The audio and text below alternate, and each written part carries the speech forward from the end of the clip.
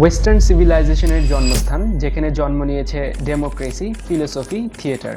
Socrates থেকে Aristotle পর্যন্ত যে মাটিতে তারা চিন্তা করেছে, তোমার ক্লাসরুমও যদি সেই ঐতিহ্যেরই অংশ হয় তাহলে কেমন হয়? তুমি যদি অ্যাক্রোপলিস অফ অ্যাথেন্সে দাঁড়াও, মনে হবে সময়টা যেন থেমে গিয়েছে 2500 বছর আগে। হ্যাঁ, বলছিলাম পৃথিবীর অন্যতম সুন্দর আর ঐতিহাসিক দেশ গ্রিসের কথা।